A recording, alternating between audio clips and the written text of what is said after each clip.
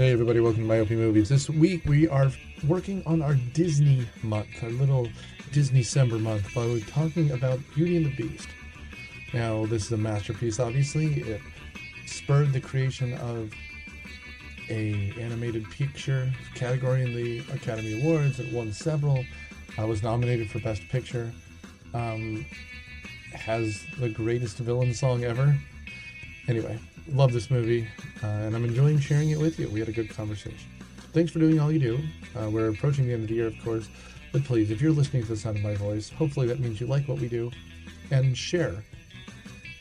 And do all those things that you do to make us on the charts and other people aware of us, because we really appreciate it. We work hard, and I want to reward the people who work with me. Thanks, everyone.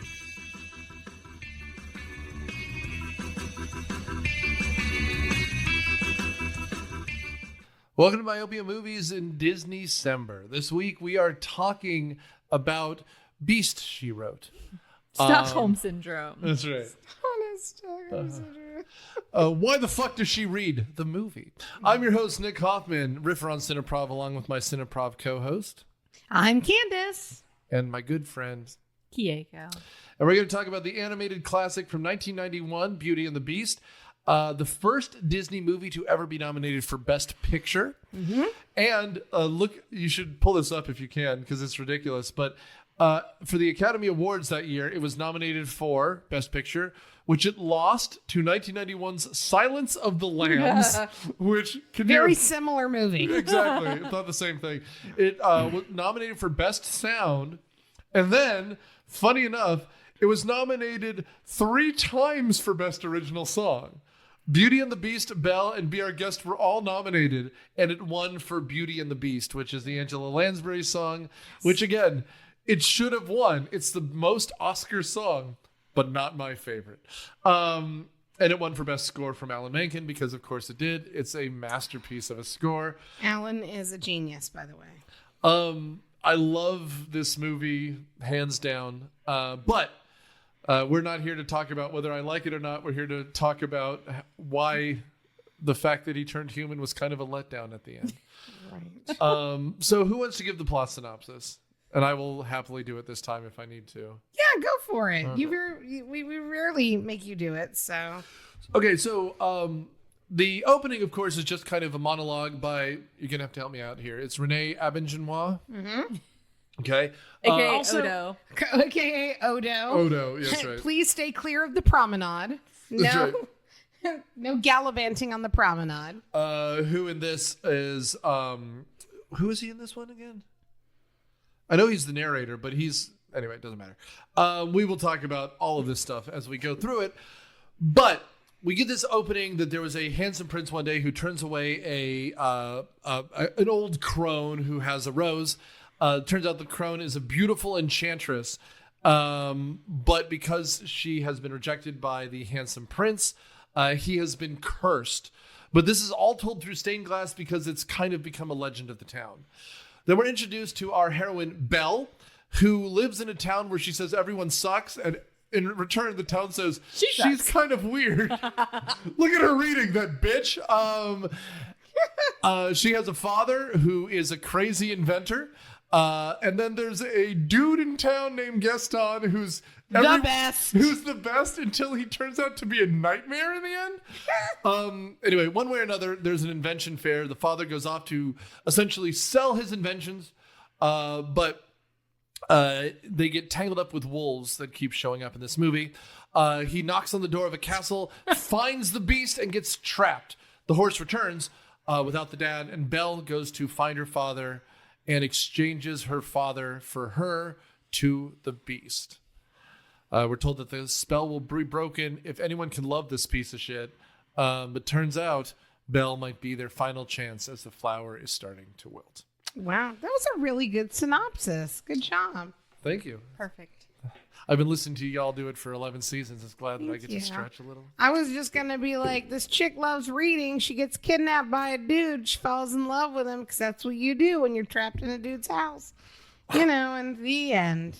Yeah, I mean, this is this close to being a true crime story. At the really end. is. It's like, it really is. You're in the basement. So something I will say that this movie that has that most Disney films don't, which is tits. One of the first, like in the town, we're even introduced to like the lady who's like, I'm gonna buy some meat from this dude, and she goes, say hi to your husband or your wife for me, and the wife hits him with a rolling pin, as one does. But this in some ways is the most Disney film that's ever been made. It proves that animation can be a Best Picture nominee, and it could have won. You're up against Silence of the Lambs. You're not going to win, but you could have won, and no one would have been upset. But it's also like in some ways the least Disney film, because Disney people have very modest body types. The women aren't crazy curvy. The men aren't super muscular. But Gaston is built like a brick shithouse. They're these triplets who are just like, you know what? This bodice could be a little tighter. And they're throwing themselves at Gaston. This movie is delightful. It's weird that he's not interested in them. I think it's that he can have them because they want him. That's right. And he wants to dominate her. Yeah, I guess that's what he says. He's like, and don't I deserve the best? It's the best. She's the hottest in town. I mean, listen, nobody wants people that they can easily have. That's the deal. They like the chase. That's right. They're in for. My wife rejected me 75 times, and then I wore her down, just like Steve Urkel. See, 76. That was the magic number. Right. Who knew? That's right. I only had to ask her 3 times. I know. Well, you're more seductive. It's true. That's right.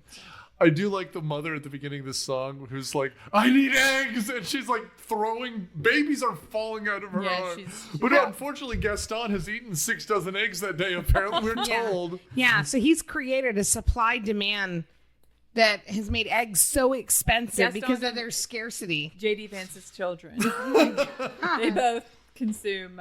Yeah, it's a lot. Now I'm roughly the size of a barge. No one needs statins like Gaston. So let's open up with the opening scene of her dancing through the town and singing her opening song, which is great, by the way. What a great way to quickly introduce the characters. Yeah. And get an exact idea. I will note that the bookshop she keeps going to is an actual store where they sell books, not a library. So It's really something. he's just finally like, here, take the fucking book. Stop showing back up because you don't fucking buy anything anyways. I kind of pity that one guy. But that's all right. And then the bookmonger. The bookmonger who looks like Dr. Doofenshmirtz, like he's got this head. I will also just say, if you're watching this movie, which again, I'll just go ahead and say, I love Emma. You don't need to watch the live action version. No. Watch this version. Yes. But like the way they layer these shots where she's walking through scenery, dude, this movie is 32 years old, 33 years old. It still looks remarkable. Mm-hmm. But as you mentioned, their house is outside of town. She walks through this like central French it's fall. It's autumn. The colors have changed, and she's walking pumpkin through guy. I mean, she's walking through Epcot. She's just trying to get through Epcot, like we all are, right? And so there you go. She's desperately trying to tell people about this book, and no one gives two shits. No one gives a shit about that book. No one wants to hear These 2 old women are just like, look at that. Look at that broad. She's crazy. Look at her reading. What? Like, it's so remarkable. All she's doing is reading. And she ends up having to talk to sheep about the damn book. Listen, this is important. This was during a time where their goal was to create a more inquisitive woman. Uh-huh. And so they're teaching girls that it's exciting and different to read. It's the Scully effect. It is. It's just like how during X-Files, they had this sudden giant STEM increase of women going into science and medicine and all this shit because they saw it on TV. It is the Scully effect. It's the Bell effect. I bet if you went back and looked at public library usage from 2 years before and 2 years after, I bet it is skyrockets in female library card usage, which is very appropriate for me today because today, just so y'all know, I am 42 years old. Am I? 41 years old.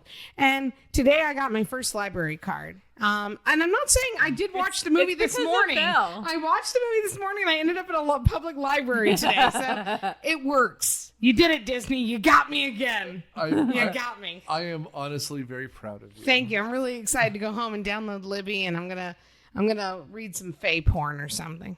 Oh my God, the most muscly man on the cover, like one of those So old muscled. Fabio covers. So muscly. Actually, I'm going to be looking for like lesbian, Bodice ripper type. Indian girl goes to prom kind of thing. That's what I'm going to look for tonight. So niche. I don't know where you would have gotten that idea. So weird. Who would ever do that? I'm afraid she's rather odd. She's nothing like the rest of us. She's different from the Definitely rest of different from the rest of us. Oh, well. And then, Good morning, monsieur. in the middle of town, then Gaston is hunting. And in his sack, he has a pheasant, something with antlers, and a raccoon tail. Listen, he's keeping these wild animals out of town. He's just doing a public service. Oh, he's a hero. He's a hero. He's my hero. Gaston is my hero. I lift, and so I'm here with Gaston. I'm hashtag Team Gaston. I'm glad you mentioned that. I'm curious, like, how much are you lifting? How much weight are you picking up? Do you pick it up like this? I can. Yeah, I mean. Or do you pick it up like? Well, yeah, that's called the snatch. It's a clean. Yeah, it's a clean, You know these things. You know these things. Can we do one podcast without you talking about your snatch? I'll try. I'm sorry. It's just always the hot you ruined topic. the Little Mermaid. Talking about You're the one who wants to have a human bottom and a fish top, Keiko. Okay. It makes You want a fish top and a vagina bottom. Okay, you pick because this. my fish top wouldn't be worried about it. I'm just looking at the castle for reasons. No, the original art. Yeah, that's a thing. Yeah. There must be more than all these fucking rednecks. Look at this loser chick. She's kind of weird. Here goes the fat guy who's not wearing a shirt. He's just singing just as well. Dude, I love this whole town because so often in these musicals, just in general, like Into the Woods or whatever, we're introducing all our main characters. No, man, she's insulting the town and the town is insulting her. Yeah. And Gaston's like, I'm going to hump her brains out. And then LeFou's like, you go ahead, boss. Like, this... LeFou is the wingman. He's the gaslighting friend we all need. Yeah. He's here to so fucking supportive. He's here to fucking light you up. He's like, you're amazing. You're amazing, and you know your worth. Dude, he's know your worth. It's almost Jersey Shore or something. Like they're just like, bro, you got this. He's like the treat yourself guy. He is. Treat yourself. And it's funny. LeFou is literally the fool in French, and he's just like a cartoon. He flops around like this movie is so. There's a reason why this is, in my mind at least, the height. Like they nail everything that Disney does. Yeah. They go so much further, and like we even have I mentioned them at the top, but we have the triplets who are these three blondes who I believe in the play version they call them the Bimbettes. But their hair, one of them has Ariel's hair, one of them has Jasmine's hair, and one of them has Snow White's hair. Because again, like this is what Disney was. Yeah. These were girls who didn't think these things through, and now we have Belle, who's supposed to be the smart one. Like that's right. She's reading books about Prince Charming. Yeah, but she won't discover it's him till chapter 3. Which is the third act. There you go. We're there. Which is exactly right. So the song ends. Which is great because she immediately turns around to look at the town and they go right back to like what they're doing. It reminds me of Muppet Christmas Carol. It does. It reminds me of Scrooge the fucker. And like, here goes Mr. Asshole. And at the end, he turns around and goes humbug. Humbug. And then it was like fresh fish. Like it snaps. I actually yelled fresh fish at the end of that. And I was like, and Chris and I both laughed. And I didn't think anything of it. I just thought I was kind of like riffing the movie. That's what must have been in the back of my mind was that fucking scene from fucking Muppet Christmas Carol, which is, by the way, classic. Iconic, amazing, the greatest in every movie, way. In every way. So anyway, so now we meet. Belle, what was wrong? Well, the whole town was singing about me again. So now she goes home to see her father, who is an inventor. I think the townspeople don't like me. Yeah, who's an inventor, and he's in his basement creating a thing that is way too big to, number one, build in your basement. You probably should have built it outside, because how did he get it out? Some sort of of the thing? hydraulic wood It's a chopper. yeah, and Chris was like, why can't he chop his own wood? that's what his takeaway was from the scene. And I was like, what? He was like, I'm just saying, if she marries Gaston, he'd probably chop that wood. He would. And I was like, damn, he would. He would not miss arm day. He would is chop an that engineer. Work smarter, not harder. wood. Yeah. So there you go. And so Make her chop his wood. so we're so he's trying to chop the wood. And she's like, don't worry, you'll get it to work by tomorrow, which apparently is when the fair is. So And he's going to win first place at a fair. And so she, her trust in him inspires him to finish his project and head on out to go to the fair, of which he gets lost going to. Yep. Yeah. Lost in the woods. Lost in the woods. this is neither here nor there nor anywhere, but there's an episode of Rocco's Modern Life where they have the musical Spring Cleaning. But Rocco at one point goes, how do y'all then know the words to the songs? Like, we're in a musical. How do y'all know the words? And he goes, we had rehearsals every Wednesday. So I just like the idea that the town is rehearsing a song about how terrible she is. Like, how she's just a pain in the ass to everyone. And she's kind of weird because she's literate.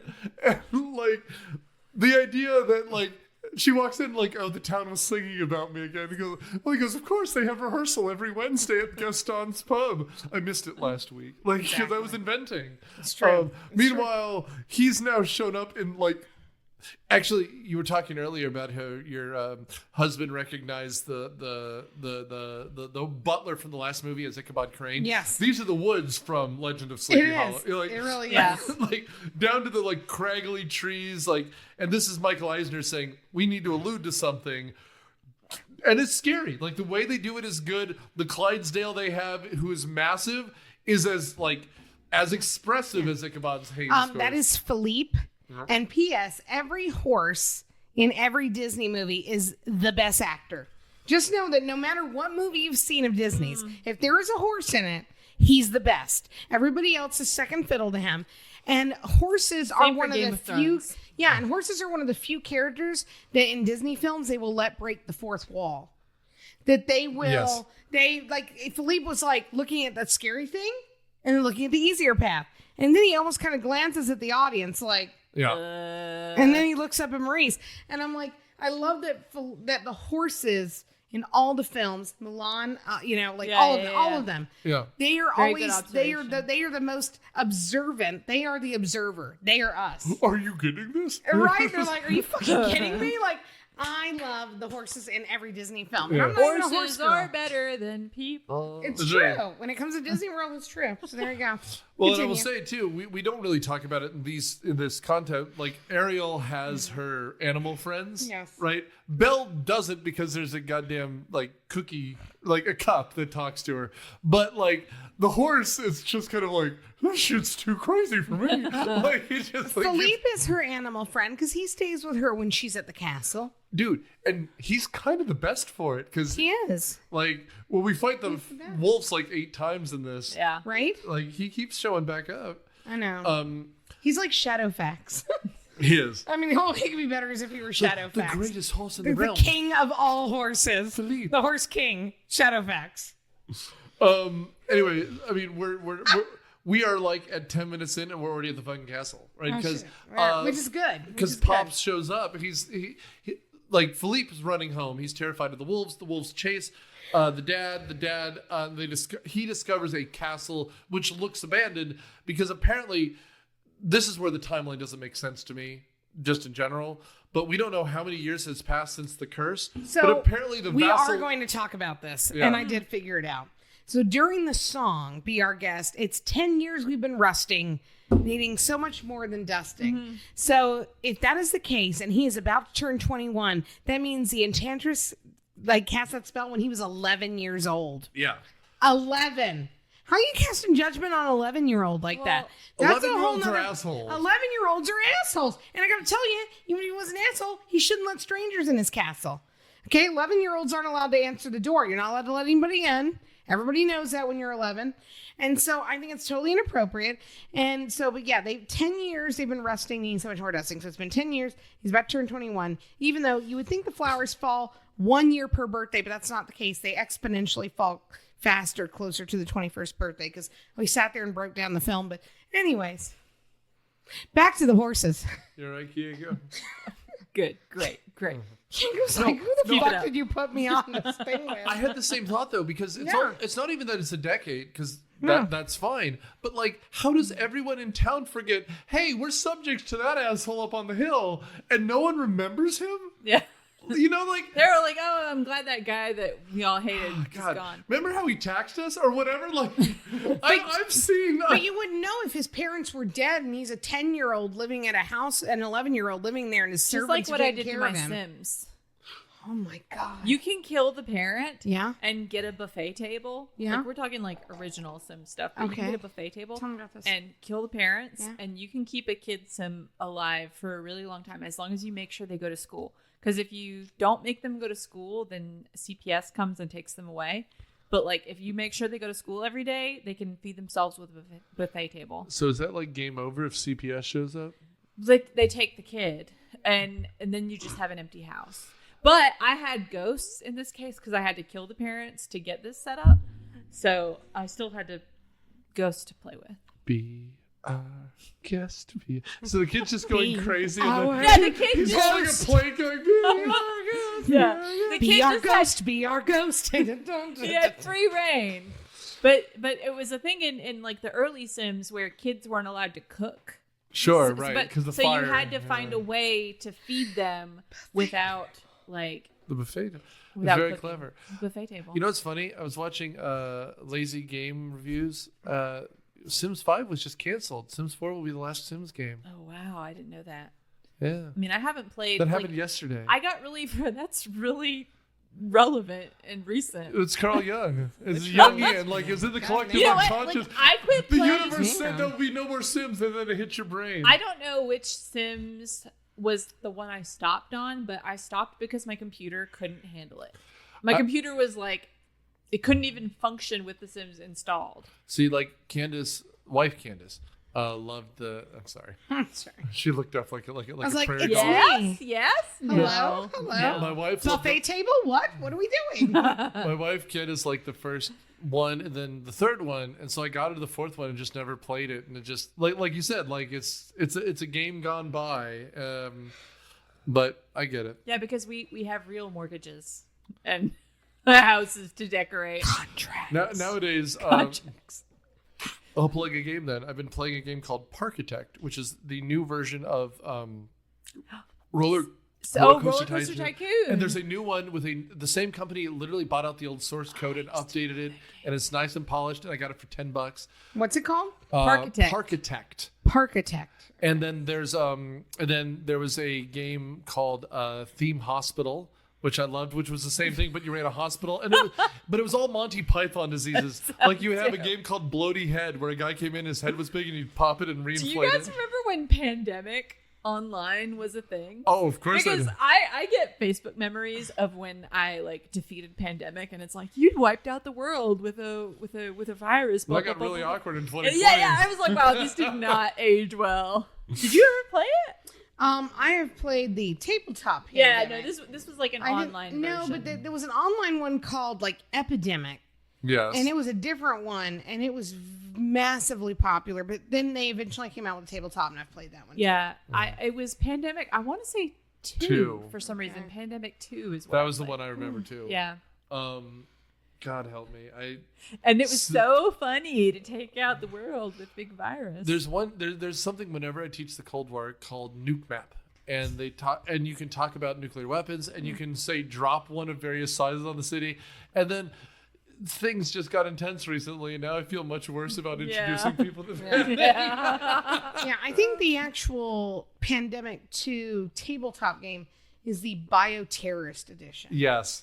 Which Wow. which one of you in the group is secretly a bioterrorist, and Yeah. you are constantly sabotaging everybody else trying to win, but nobody knows who's what. Yes, it's Among Us kind of thing. It's yeah. an Among Us game. Yeah, it's really good. But if you haven't played Pandemic Legacy, is really good, and it's how it started, and it's really good.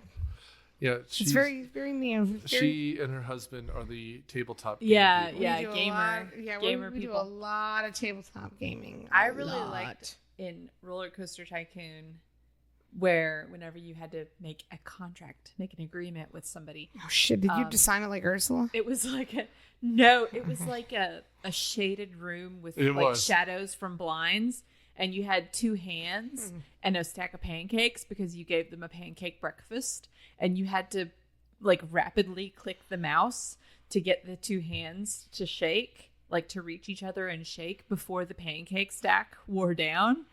So you had to like, like really, remember that? I remember clicking a lot for things.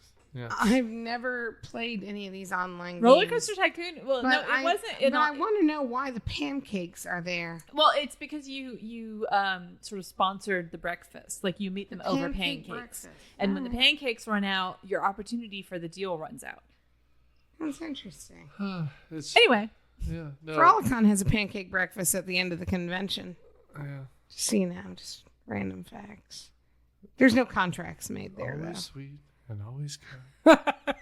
Do you guys like pancakes that are just brown all the way, or like with crispity edges with like dark brown crusts on them? I hate pancakes. Well, I didn't know we had a communist on our. No, I. So, to answer your question, if we're doing Bisquick, I like them light, fluffy, and not overcooked. I generally make my own pancake mix so they're thinner, and then I like the kind of crisp on the edges because it's the Dutch pancakes. I'm just that guy. I make my own pancakes. That's why we're friends. I make them crispy, and my niece asks for my pancakes. Do you make Mickey Mouse ears? No, she just likes them crispy, and she's like, So this is how I know that we're different. So y'all are like, I make my homemade pancake mix. You know what I have for breakfast? Fucking beef jerky and energy drinks. homemade pancakes are so easy. But I do love beef jerky. I love beef jerky for But breakfast. not energy drinks. Beef jerky and energy drinks. And then I just start. And I just don't fucking stop pounding them all day till I party. Your toilet? You know who I think really loves sick beef at all. jerky? Oh, The Beast. Okay, so the beast would love beef jerky. I bet he would. dude, if I had my furniture making me dinner, I would have the fanciest shit all the time. Be like, that better have a peppercorn steak sauce on So I was watching this with my kids, and they were really intrigued. And we also just saw the play by a local community theater, like Beauty and the Beast. it. Was that at Sandy Springs? Um, Where'd y'all see that at? we saw that at the Roswell Cultural. Okay. I think, or was it? No. It was Marietta High School production. Okay, It's yeah. the Lolick Storytellers. Right. Really, really great. We bought season tickets, so we're getting all the next season. They did such an awesome job with Beauty and the Beast, and it was so fun that my kids' first experience with it was a play and not this movie. And it was just really cool to watch the movie with them after the play, where they're like, "Oh yeah, that's," and we got to meet Lumiere after we saw another play that he was in, and we were like, "It's Lumiere," and they were like, was the play the Disney thing? Because I it know was Disney does high school play. Yeah, it was the Disney version, so Cute. it had all the songs, it had all of the major points. They wheeled out the lunch lady to sing "Tale as Old as Time." Like, Well, Tales all this time. they had a lady who had her costume had one arm spout, and she just kind of kept it up the whole time. And then they had Chip in a little like on a cart. So they had the kid on a cart who played Chip, it's just really cool to see the kids see that and just kind of sort that out. You know? No, I will. And again, my school does them too. It's just nice to have the Disney version that's like authorized, so that the songs. It was the real Disney version, yeah. Anyway, so at this point, the dad is like captured. He's thrown in the dungeon, as one does. We're introduced to the Beast here, just in like shadow. Like we see him, and like because there's a someone who's broken into his house, his hackles are up like he's a dog. Yeah. His teeth are bared. He's just rude. Yeah. He's rude, and he annoys me a lot. I get it. Yeah. But like they do show him as an animal. Yes. And they do that well. And then we smash cut to the greatest of all sitcom plots, which is that Gaston is going to surprise marriage Belle. And like we have the local minister who's dressed up like, God, I don't know, like wearing yellow and red, like God knows what. We have the ginger bearded baker with the biggest cake we've ever seen. We've got the triplets. They have the band there, and one of them plays the French horn. And I know that because Chris pointed and he goes, "That's you." You were like, yes. It's like, yes, They're that playing is the French me. horn, so. That is me in this movie. Correct. You are correct. We have Gaston in this red tux with tails, and Hot. he's like, It's a vibe. everything's ready except for the bride. And everyone laughs because they're terrified. And LeFou's like, and when I see you, I'm going to cue up the band. Dude, this is delightful. Considering that he's going to try to marry a woman against her will, it's hilarious. So He doesn't think it's against her will. He knows that he is such a catch. Who would say no? In their right mind, who would say no? Who would say no? And so, just like it's an episode of Friends or something, they have a stupid way to look through an eyepiece. Yes. And he goes, what a surprise it is to see me. And he goes, what a surprise it is to see you. And to your point earlier where you all thought I was checking myself out in the mirror, Gaston walks by and goes, nice. Like, He's got to make sure he looks his best as he informs her that they should get married. that they are already married. They are gonna get married. He's like, thinking about it, honey. Like, my most recent kill on the fire, you rubbing my feet. and he takes his Why the- boots why the- off, why and the there's a little toe ones? sticking out of his sock. Why the little ones play on the floor with the dogs? We'll have 6 or 7. What, dogs? No. Strapping young boys like myself. That's right, baby. That's That's 400 a lot. eggs a day, As a lady. parent of 2 boys, 6 or 7 is killer. On the other hand, you can imagine them wrestling on the ground with the dogs. Like, Yeah. That would almost be like a relief. That's what, like, for us, getting a dog was like, it was help, like, as he like helps babysit the kids. Like It's like, Nana. They can like play with them. Poor father. How about poor Nana? but again, like, I just love the swagger he comes in with. His like, so, Toots, you want to get married today? Like, you're just like, wait, what? And by the way, she plays him like a fiddle, which is does. so good. She's like, I don't deserve you. And then she pushes him right out the door, which is perfect. Which is, by the way, my favorite hidden Mickey of all time. Yeah. Because he's got the brass buttons on his Oh. like sciatic points, so his butt sticking out is like Mickey's pants. Yeah. Yeah. And LeFou, as he would, cues up the band. And he gets slung into the pig pond. And the pig looks at him without much scorn. Like, he's like, yeah, you're here again. My kids really liked the pig scene too. Like they said something like, "Oh, the pig thinks he's right" or something. The pig Yeah. agrees with him. I was like, "Yeah, the pig agrees with him." And LeFou has the line like, so, how'd it go? And you're just like, what? Yeah, LeFou doesn't use context clues. He's our friend who doesn't use context clues. But he's also just like, he's in love with Gaston as well. And he's like, course, well, whatever Gaston said must have come true. It's like, so how'd it go? Is she just getting ready? Like, it's amazing. And he's just like, she'll be mine. Oh yes, she will be mine. Exactly. The pig is like, LeFou's like, yeah. So then, of course, they all, they're all sad. They all leave, yada, yada. And then Belle immediately comes out and starts singing to the animals about she can't believe he would ask to marry her. Which, by the way, if someone's just asked for your hand in marriage and you know they might still be outside, you probably shouldn't immediately come out of the house. I mean, I'm just, as a general rule, just, for safety purposes. Good. But she does. And she comes out and does the best thing ever, which is when she's on that fucking mountaintop and you have that painted scene. It is straight out of The Sound of Music. Yeah. And she's singing with all the colors of the and wind. she's got she's swinging, and it's amazing. I love it. Well, and again, this is where the art is just It's so pretty. gorgeous. Because Really pretty. I was looking this up, that on top of all the hand-drawn animation cells, there's 1,436 background paintings that they do. And you can tell that these paintings are remarkable. And just like, there's a movie, if you have not seen it, take an edible first, but it's called Loving Vincent. And the whole thing is hand-painted to look like a Van Gogh painting. It's about the death of Van Gogh and whether or not it was a murder or an accident or a mystery. But everything is hand-painted. And this is what it reminds me of, because everything is a reference to a Matisse painting or a Monet painting or a Manet painting. And so, like, she's singing off into the clouds, and then we're looking at this mountainside, which is the pointillism, just like it would be a Manet.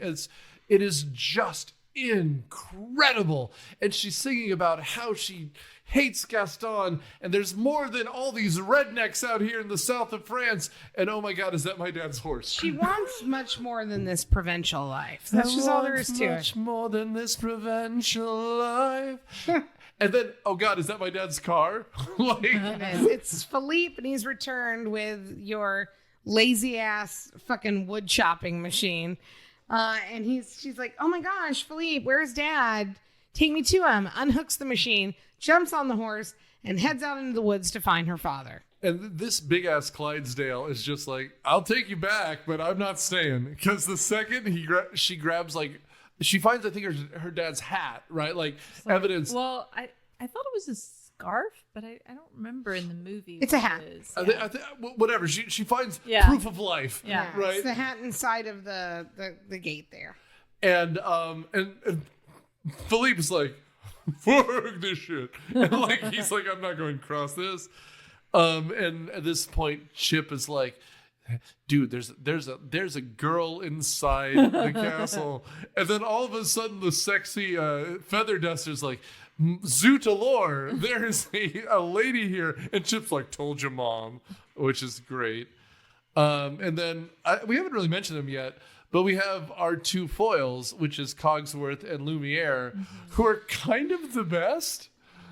Like, Cogsworth is the clock. He's the man of the hours, so to speak. He's that's No, I'm sorry.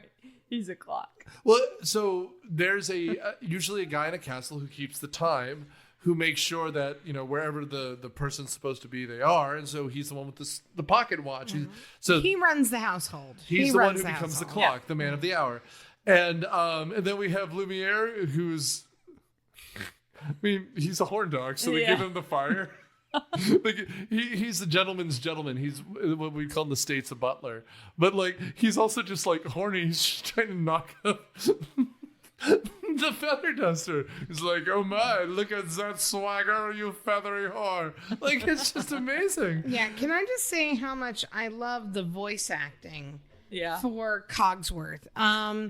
It is played by the same actor that was Charles Winchester in MASH. Oh, 100%, yes. And so, and MASH is one of my secret dirty loves. I love that show. I love every single episode.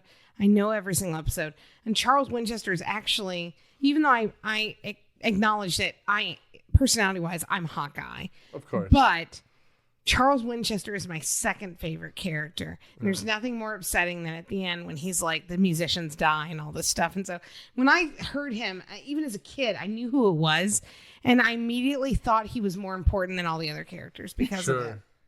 I don't know why I thought that, but in my mind, I was like, he's more important because he's a soldier. Well, I mean, like, and then I realized it was a TV show. So, well, and just to give credit where credit's due, it's the late great David Ogden Stiers. He was also Governor Radcliffe in Pocahontas. Yeah, that's right, he is. And he's also, Which, by the way, Pocahontas has a pug in it, so it makes does. it a great movie because of that. one of the greatest. And he was in regular shows, Mr. Maillard, which I've just rewatched entirely like 50 times with my daughters because they loved regular show for a bit. Yeah. And he was in the Dead Zone show as well. He and the guy who plays Lumiere here steal the show whenever they're on stage. And it's Jerry Orbach, for those of you who know him. Jerry Orbach is the guy with the lazy eye from Dirty Dancing and Law and Order. He's in 274 episodes of Law and Order, and he's in future episode Universal Soldier as well. In previous episode, like I said, Dirty Dancing. So the two of them together are just incredible. Like magical. They play off each other, and they do. David Ogden Stiers is doing an English accent, and Jerry Orbach is doing a French accent. The stupidest, the most basic French accent. You have to seduce her first. You have to, romance and then find the clitoris, like whatever he's saying. And he's doing his best, but he's like, look at this architecture. Stay out of the West Wing. Like it's Dad. Well, but it's the same way that like Zazu in Lion King is just like, it's literally just talky talk. We need something to fill the scene, and they're having fun. But it's so good. It's so interesting watching this after watching a play version of it, because the same thing happened in the play. Those two actors stole the show. Every time they were in it, my kids were so engaged. Like, it's pretty cool. Well, and like, it is so easy to do a shitty French accent and say that's my character, right? Like, it's like, oui, ha.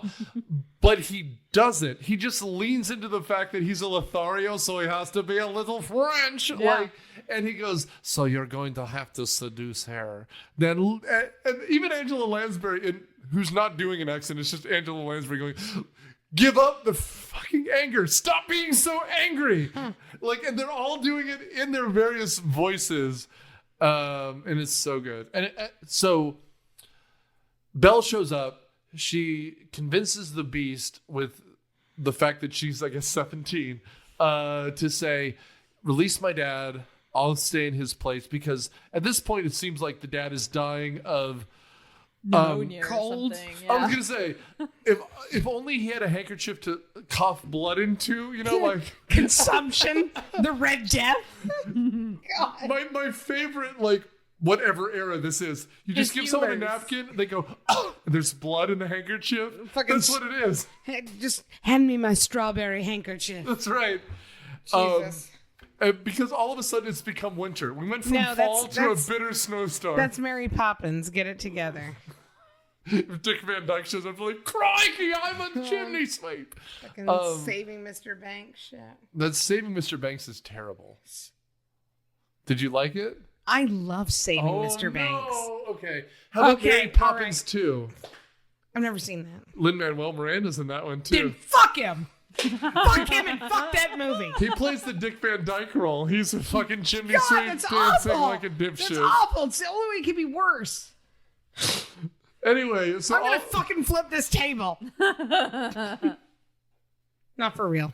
We have very expensive equipment. By the way, the way you gestured at first, I thought you were going to try to flip it with your titties. You were like, God. You leaned down, you're like, I'm going to flip this table like you're Ursula or something. Okay, so we smash cut to the fact that it becomes winter overnight. It was fall. The leaves were falling. fall. And then all of a sudden, a bitter snowstorm. And then we go to... And you guys can see I paused it right here. But we cut to Gaston's tavern, and he's just like stewing because he couldn't convince Belle. And the way to calm him down, LeFou's like, everyone loves Gaston. And then the triplets are just like, mmm. And dude, again, literally there's one grabbing his forearm, biting her lower lip, like, yeah. Man, I would like to point out the fact that he does what is licking her lips? He lifts them in the air during this song. Now, let's say statistically, each one of these girls is, I mean, they're pretty small waisted. They're tiny. So they're under 100 pounds each. Okay. So that's and what, he is roughly the size of a He barge. is. And so I'm going to say they're 250 pounds. I'd like you to know I can lift those girls. I could lift those girls on a bench. Lifts like a Candace. That's right. I could lift those girls. I mean, the difference is I'd be like, okay, ladies, we can hang out. Sure. I mean, I'm not like Gaston. He's mean to them. And He's got from a bone. Blondes in my masturbating. Yeah. Oh, what a Speaking guy! It's of Gaston. blondes, important fact: Belle is the first brunette princess. Disney princess, yeah. She's the first brunette Disney princess. Well, as we learned with Vanessa last time, apparently they're all villains. Right? Gotta be a little weird to be brunette. Exactly. Let me see. I mean, have Yeah. you ever seen 3 thirstier blondes in your life? I mean, I have, but that's a different movie. That's right. A different movie. We don't, There were some in Aladdin. right? There you go. Listen to our Cineprov riff on Debbie Does Dallas. Because you're not really friends with someone until you watch a pornography with them. I learned that the hard way with the Pirates one. Oh, I remember the Pirates Remember, that documentary. was like a big deal. It was. It was and so I watched it It with was my called friends. Pirates. It was like a Yeah. It cost like $50 million like high budget pornography. It was such a high budget pornography. Thank you for validating. In 2020, it was like the 2003, 2004 Yeah. that they made an R-rated version to release on video. Yeah, Yeah, so we mistakenly got the like. mistaken. No, we the- knew what we were getting into. No, we got the like more edited version, and we were like, "What is going on? This isn't." I think I might still have it. Pirates, the 2005 film, also known as Pirates Triple X. Yeah. Is a pornographic adventure action film written, produced, and directed by, I don't know, some fucking person. Anyways, let me scroll on down. Yeah. Oh, It's produced. it's all the pirates are ladies in this. Yeah. Okay, well, shiver me timbers. Okay. At the beginning, they capture a British ship. Okay. And Yeah, that's how the give me the fucking plot. no, and that's how the men get involved. Oh. And that's how it becomes the porno that it is. But the guy has one of the greatest lines I've ever heard on film. I had a dream that my penis was a 3-masted Spanish galleon. And you're just like, wow, what a picture. Well, that's essentially Gaston's line, and now he's as large as a barge. I'm roughly as large as a barge. No one fucks like Gaston. Great tie back. Drives a truck like Gaston. What's up? That was great. That was great. I mean, by the way, I realized too, if this was in our town, I would drink at Gaston's every night. I Right? would- I would just be like, Yeah. who's that man in the I use antlers in all of my decor. Amazing. And then it pans out and there's like a polar bear. Like he just shit on his wall. I'm like, I'd like to I would point be out, there. if he's decorating it, that means he obviously has some kind of ownership in it. Yeah, It's he his cares. tavern. So again, He cares. He owns that tavern. So this is someone who's very popular in town. He's a business owner. He's an entrepreneur. I know. I mean, I'm saying I would smash Gaston. I would fuck him. First of all, I- you would do nothing. He would fuck you. Like the idea that a woman would be on top, absolutely not. Yeah. But second, I love my favorite joke in this whole musical number. He goes, every square inch is to be covered in hair, and there's a smash cut to him playing chess with someone, And he and he's smashes it. losing. There's only one of his pieces And I wanna left on the say- board, and he just throws the board Yeah. across. It may not even be chess. It may be checkers. Something even more demeaning. Where he just smacks it the fucking across the whole tavern. Well, in Magic Kingdom, they have Fantasyland. Yeah. They have, Belle's Castle. I mean, his, the Beast Castle. And they have Gaston's Tavern. I've been to both of them. We didn't go to Gaston's Tavern, but my kids were really excited when we watched the movie. Yeah. And in the ballroom scene, they were like, "We ate there." Yes. We Oh, that's ate cute. in that place. I was like, We "Yeah, did we were not- right by the window." We did not eat in the castle this year, and we have not been to the Gaston's Tavern. I wanted to get there, but we were too busy doing like 28 other things. The castle for us, it wasn't worth the food wasn't good enough. That's to be what everyone worth it. says. Everyone says the food is trash. But we had a really, really, really awesome waiter. Okay. Who, it was kind of funny because he was like, "So, where are you guys from?" We were like, "Atlanta," and he was like, "Are you really from Atlanta? Or are you from Marietta?" And we were like, "We're from Marietta." Whoa! Oh my God! He fucking And called then he you told out. us, I love that. we were like, "Where do we go to watch the fireworks? Like, this is my Yeah. first time." And he was like, "Actually, right outside the castle is really cool because they shoot the fireworks from Way behind there. two locations, Correct. from up front and from behind there." And he was like, "It's really the best spot because you have to pay to be in that area, Right. and so it's empty. Everybody's going to the front of the park, Correct. but you're at the back." Yeah. And he's like, "It's really good. It was awesome. It Yeah. was such an awesome Nice experience." guy. So it's weird because on the one hand, the food was not great, Yes. but my kids remembered it. They said, "We ate at that place. That was so cool." That's cute.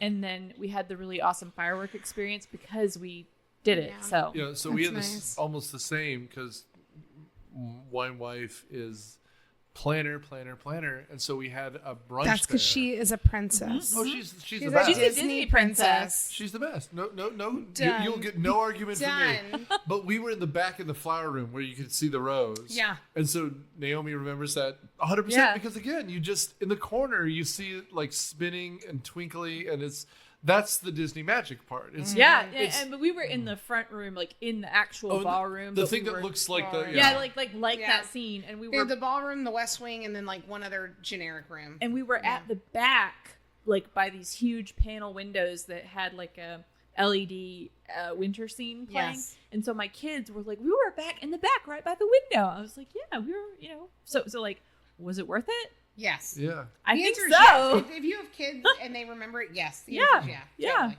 Totally. Well, apparently the best thing to get back there is at the tavern is Gaston has a cinnamon roll that apparently is amazing, and LeFou's Brew, which is a spiked apple juice drink. Just so you know for the next time you go. You're welcome, kids. I do like the scene where at the end he's talking about how many eggs he eats a day.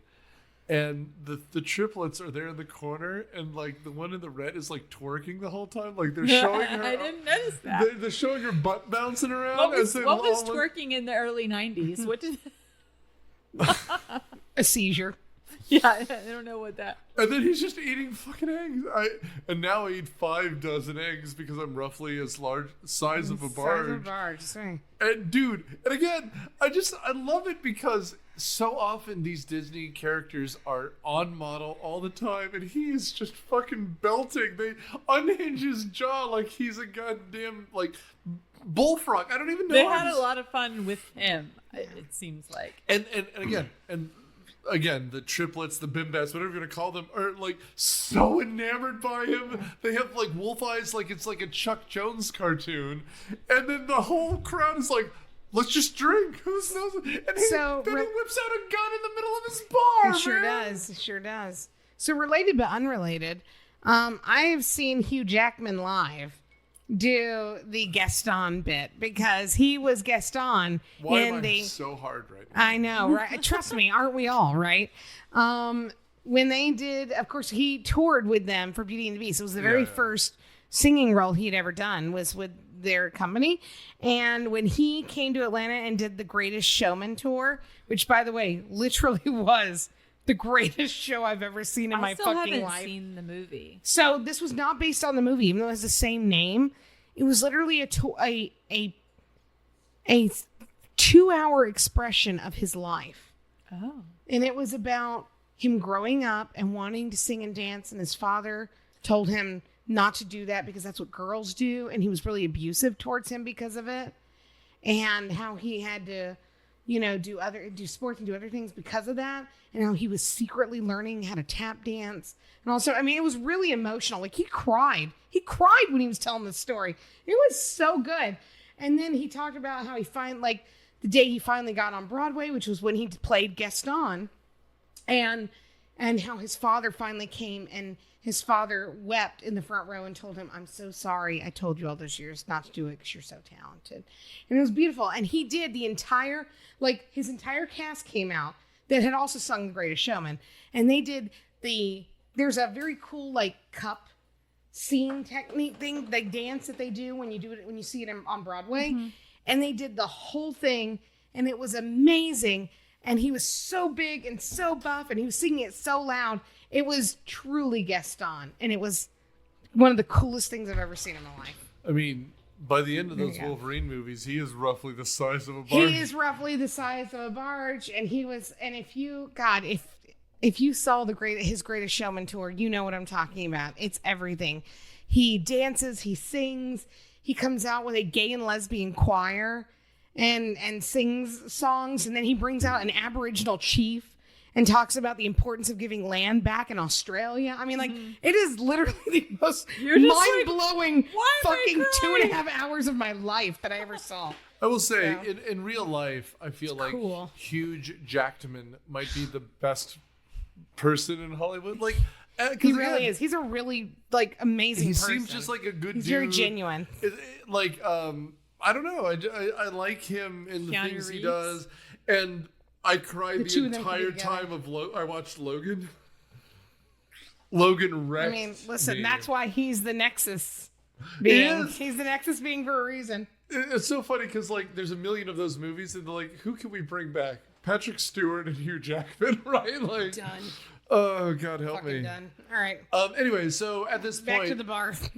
after Gaston brings the house down, that's when the dad shows back up, and he's like, "My daughter's in the hands of a horrible beast," like, which oh, is fucking A, also how Maurice. Look Who's Coming to Dinner starts. But everyone laughs at him and throws him out into the cold, and then we finish the Gaston song, and then we get again, which we need emotional points in this movie to matter, which is him wandering through an empty square as all of a sudden it's become the bleak midwinter, and him saying, "Won't no one help me?" And then we cut to black because Yes. everyone's making fun of this doddering old man. In fact, not only are they making fun of him, but they are now plotting to that a great way to get Belle would be to entrap her father, which And we don't they- know that yet, but they're planning. They're like, hey, crazy old Maurice, Yeah. always good for a laugh. And they go to the The kid toucher? This guy is a who nightmare. happens to look like the butler from The Little Mermaid. He does. Yes. He also reminds me of so not the character model, but the way they light his eyes and stuff reminds me of how they do Fagin from Oliver and Company. Yeah, and he also reminds me of Any kid catcher the kind of look about it, yeah. Screw Eye from We're Back. Absolutely. And it's just this. Are you saying you want me to arrest the father so you can marry the daughter? And then he passes like- money and goes, "I love it!" Yeah, I like You're it. like, all right, we have a new villain. Meanwhile, back at the castle, at this point, they're trying to make Belle like, "You're comfortable with being kidnapped, right?" I mean, I know this isn't a true crime movie, but it's kind of a true crime movie. So can I give you some tea? And I do like her milkmaid outfit the whole time. Is kind of an iconic look. She's wearing essentially a lady like blue overall overall dress over her white blouse. And Mrs. Which, by the way, I'd like to point out that guy that runs the asylum is also Frollo from. It is a proto Frollo. He is Frollo from a Hunchback of Notre Hunchback. Dame. But even the body, like the way that they illustrate him Right. as Frollo. Yeah, but it's definitely the sound, and he's also the original voice of the Magic Mirror. No shit. Yeah. Oh. Yeah. Again, though, to what I've been saying Yeah. before, Eisner was voice actors. fucking A, just fucking killing it.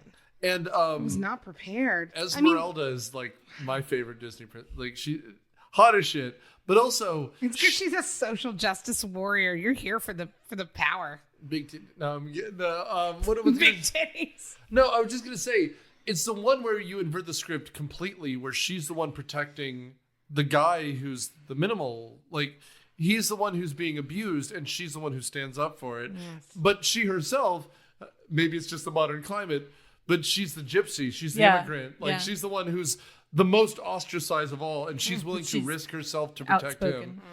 Which again, it's fascinating, and we're talking about Beauty and the Beast. It's another French story, right? Anyway, excellent. So here, this is when they're trying to dress up Belle. Belle is feeling like, I'm a prisoner, so I don't want to be romanced or fed. I just want to be angry. And now the Beast is like, but why doesn't she want to love me? The Beast, the first act of this is an incel, and it's very funny in the modern context, because he's like, well, she should like me because I'm an alpha male. Yeah. And it's the same And thing they're with like, Gaston. no. Control your fucking anger. At this point, it's LeFou and Mrs. Potts, or not LeFou, Lumiere and Mrs. Potts saying, you've got to control this. You're an asshole. And he's like, well, I could sing about it, but no one wants him to sing this song. It would just be Linkin Park or something. Anyway, she's in the process of not coming. She's not going to come down. Cogsworth is upset. And so the Beast goes up and says, well, then she's going to starve. This is like bad parenting, right? It's like, if you're not going to eat this, you will eat it for breakfast until you keep eating it. and he's yelling at this door. And this is a time as well where we get the great set dressing, where literally on the door there are faces of people looking sad. It's almost, I would imagine, I forget the name of the man and wife who directed Frozen, but it's very Frozen, where there's these people in the room, they don't want to come out, and so in order to do this, we make the whole house feel like they should not come out. And the staff, the house staff, who, by the way, how much does it fucking suck that they are just the help and they are also cursed by their boss who's an asshole? It's what it's like to work for UPS right now. Based on people I know who work for. I have read something awful. Go on. So, the woman that voiced the Bimbettes, which, by the way, that is their correct name. The three girls that Also did Claudette, which I think that was the French maid. Yes. She was the original voice actor for all of the female parts for South Park. No shit. Like And- the moms and stuff? Yeah, she was every female part, including Wendy and all the stuff. And sadly, she ended her own life in 1999. Yeah. Wow. Well, it's funny. I didn't realize that was her. I knew that was the South Park thing. That's why I there's did like not- so many different I voices. did not know that. Yeah. I am shocked. I am shooketh. I am shooketh. Man, if I was in a Disney movie, I don't think I would think my life had been perfect and made. Man, it just shows you it's not. Holy moly! All right. Well, fuck me. Continue. Well, okay. So at this point, because it's I'm gonna become drink winter- some more now. You? Yeah. I don't even know what to say right now. I know. I'm shocked. Shooketh. There's something sweet and almost kind. And Lumiere is trying to have sex with a feather duster. That was the original words, but they changed it last minute. Yeah. Oh God, you're so dusty. It didn't do well in focus groups.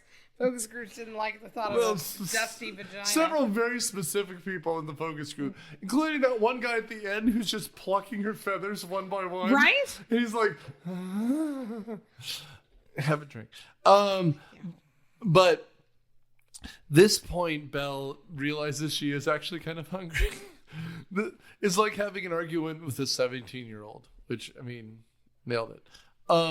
But she comes out of the room, and this is where Cogsworth is like, oh my goodness, I am Cogsworth. And then Lumiere's like, Mademoiselle.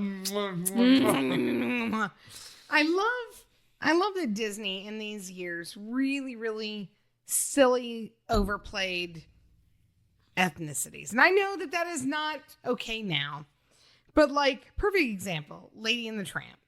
When you have Tony's Diner. Yeah. And he's like, a guard dogs can talk. I'm breaking your face. That's hilarious to me. If you've grown up in an Italian family, someone has fucking said that to you. That's funny. But of course, now there's obviously a warning at the beginning of the movie. It's like, there might be some Italian stereotypes that are inappropriate, but a product of their time. And I'm like, but are they? Because that's pretty funny. No, and if you grew up in an Italian household, it kind of is like that. And so I'm okay with, I think it's funny to do really silly over the top things like the silly accent and stuff like that. I don't feel like it's, horrible if it's made in jest and not like in a mean way. So, in my back of my head, there's a thing that I call the Kevin Spacey rule. Kevin Spacey is an asshole. He's a monster. He's awful. So can I like all the movies he's in?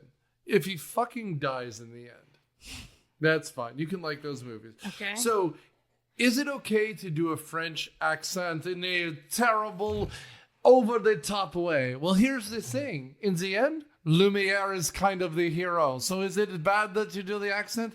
It's not great, but he's not a bad guy for having the accent. Okay. You know, like, here's the thing. If you do the accent as like an Arab guy and he's kind of the dumb villain, that's not okay. Yeah. But you know what? Lumiere here is be He's smooth. Yes, He's cold, be our dude. guest, and I will kiss this. I am a candlestick, and I will kiss this lady's hand, and she'll kind of be into it. I'm a That- candlestick, and I'm You're literally okay. doing a fucking chorus line. Dance 10, looks 3. I am here for it. And by the way, Done. I am on fire, and I am going to use a matchstick as a cane to dance around like it's Now- a now- Buster Berkeley picture. Dude, you're fine, man. Before I refill my drink, Chris said I had to bring this up. This is very important to him. And that is, he is very upset with the gray stuff. And here's why. If you try the gray stuff at Disney World, it is a cookies and cream mousse.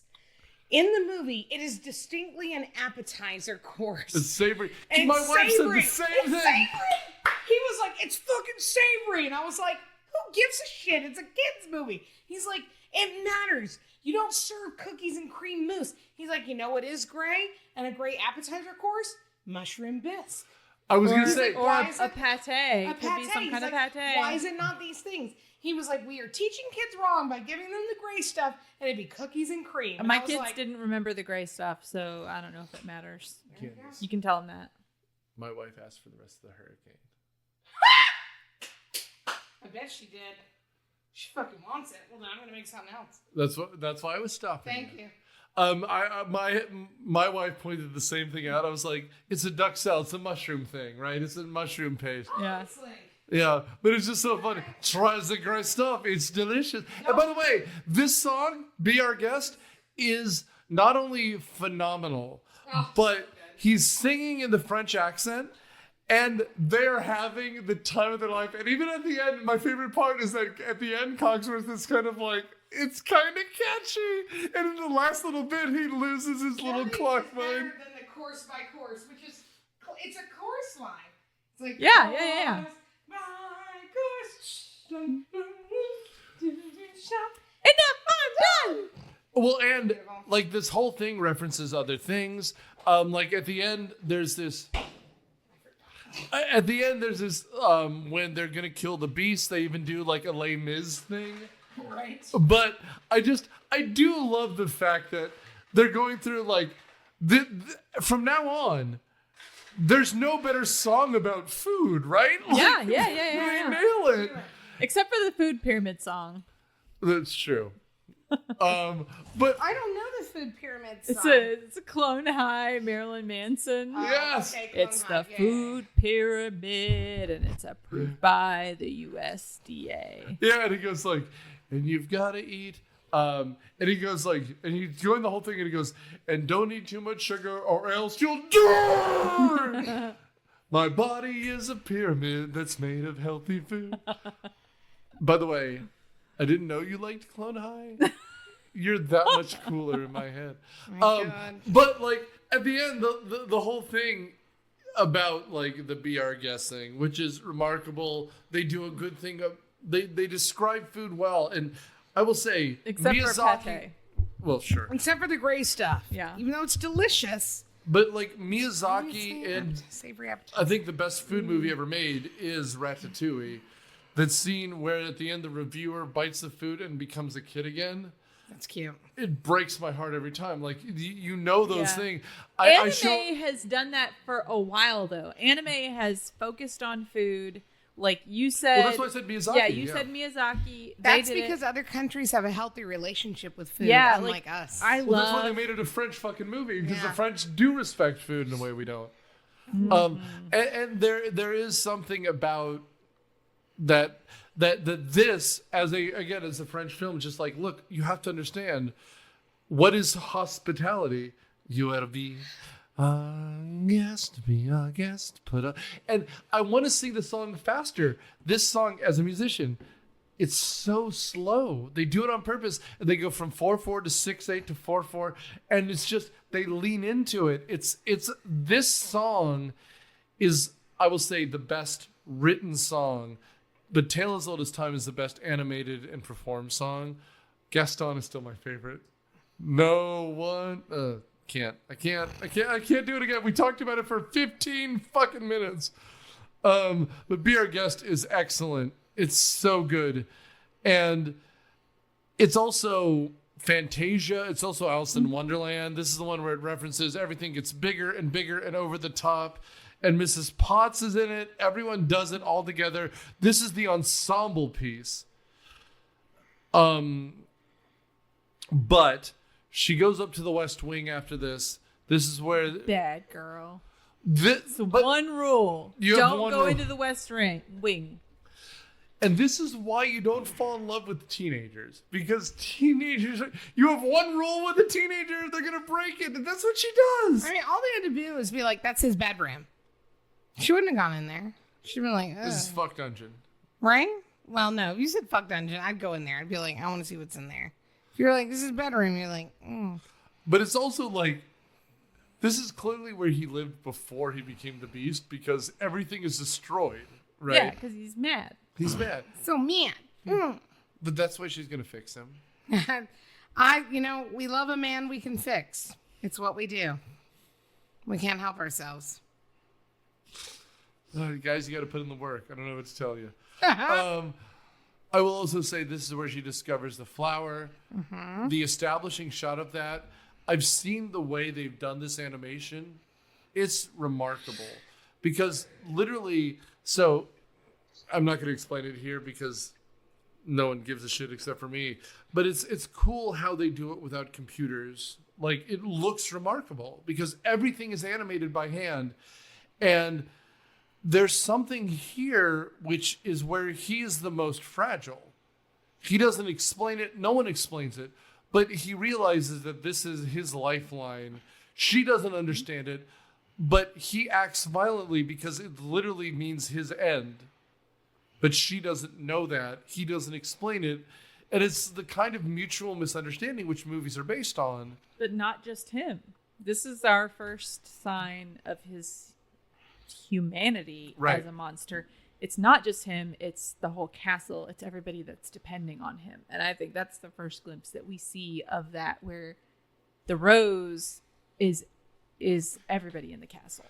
And he realizes it immediately because he throws his hand over his eyes. He feels bad because he knows what he's done. Mm-hmm. And this is where we get the emotional climax. I mean, and again, you're putting this movie up against Silence of the Lambs, which it loses to, but this is the one that deserves to be there. Could be.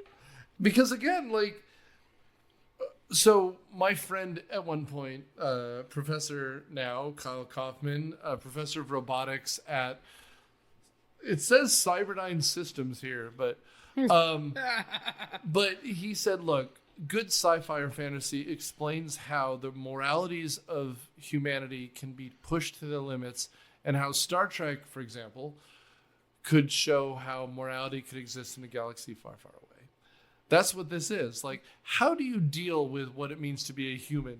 Emotional humanity in a situation where someone is a beast, but they will die if they don't do X. Have you guys seen that robot that cleans its own blood? Spill? Oh my gosh. If you want to Could you imagine? Cry about a robot, watch that.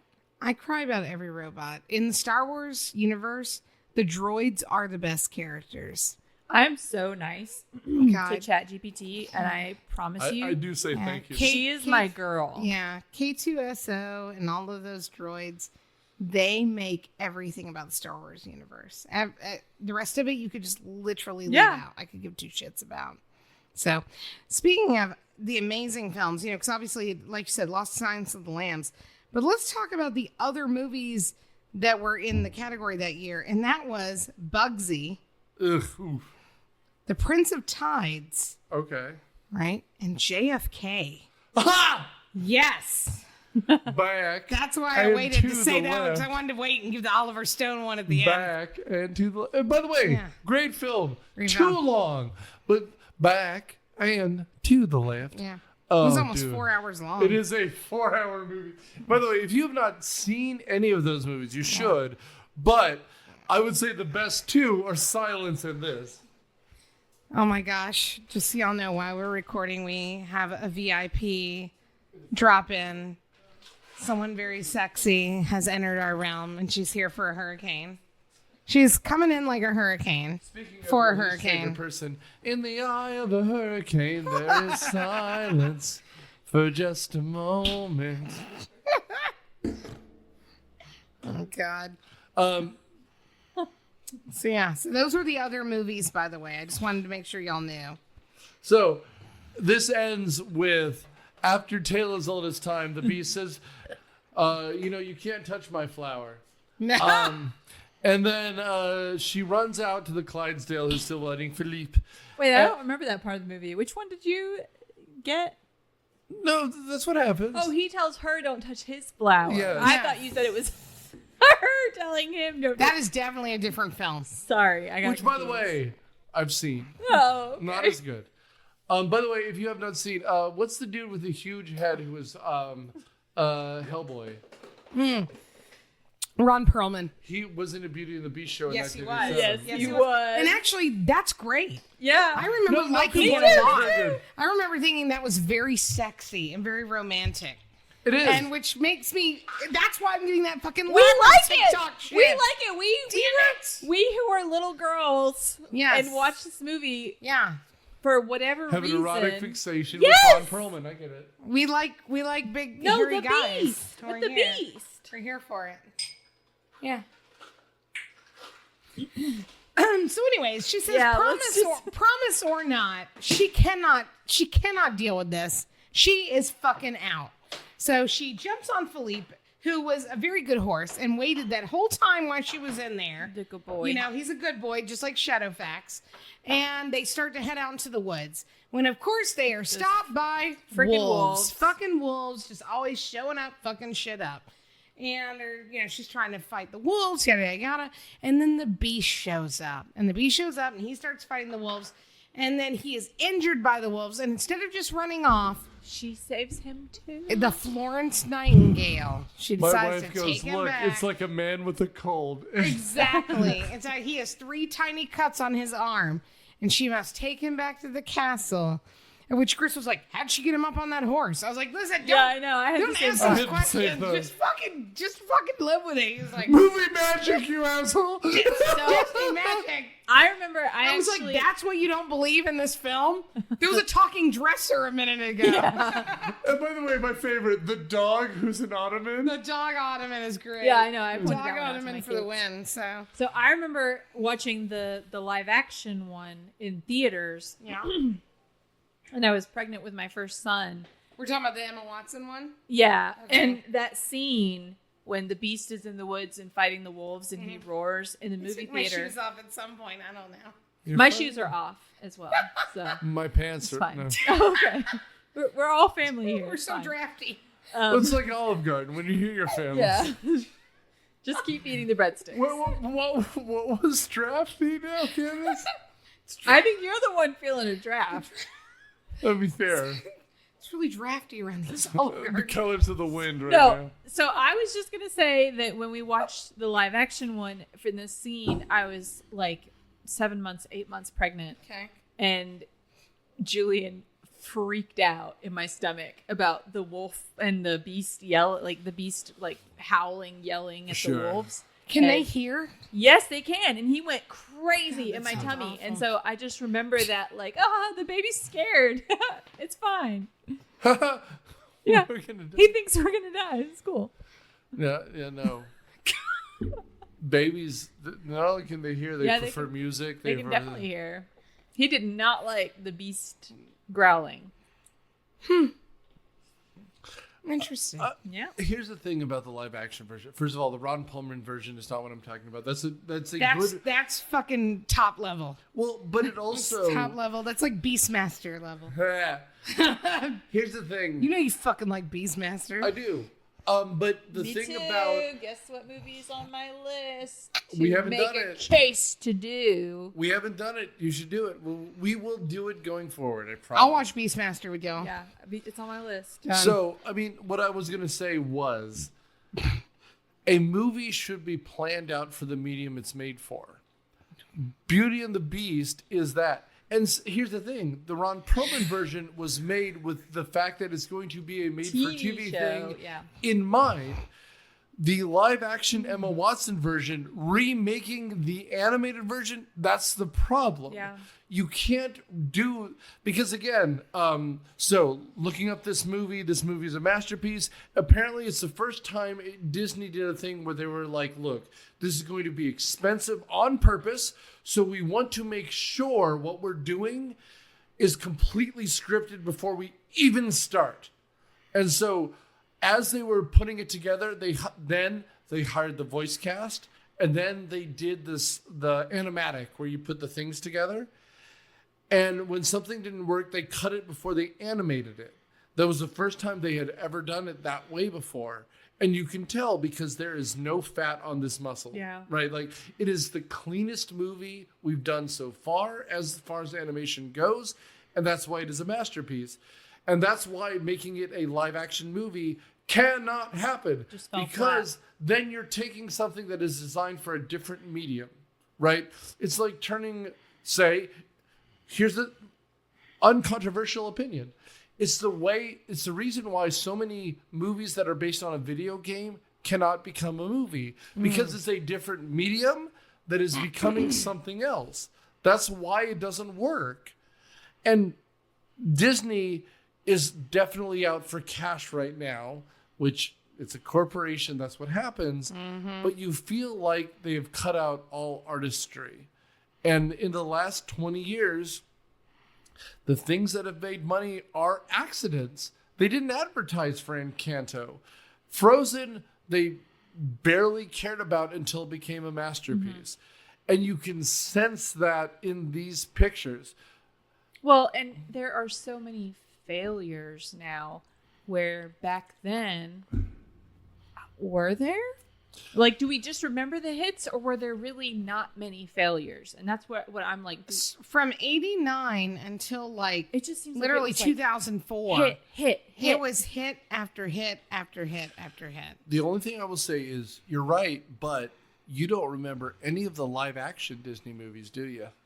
I don't know. No, that's what I'm saying. Like, no, were there ones they that we don't picked remember to that go sucked? classic on purpose, and then the rest was just like, this could be made for TV, but we're gonna push it out anyway for the live action. But the animation was masterful. But frankly, when I think of Disney, I'm not gonna go to a ride based on what? You know, I'm going to go on one based on a princess movie, right? Yeah. Or a Lion King movie. Listen, I'm going to throw it out there, though. I mean, there were plenty of good, live action stuff happening out of Disney during that time. So let's go to, let's see, we're in 3 in my mind. Yeah, so I went to the Little Mermaid era. Let me go to the 90s. So let me go to 91. All right. Yeah, so we just got off the tips of just the tip. Just the tip of Honey, I Shrunk the Kids. I like those movies, which are incredibly amazing. Medicine Man, great movie. Great, that's an iconic movie. Sean Connery. I found the cure for cancer, but I lost it. Newsies. Good one. Which, by the way, fucking love Newsies. Newsies slaps. I've seen Newsies live like 3 times on Broadway.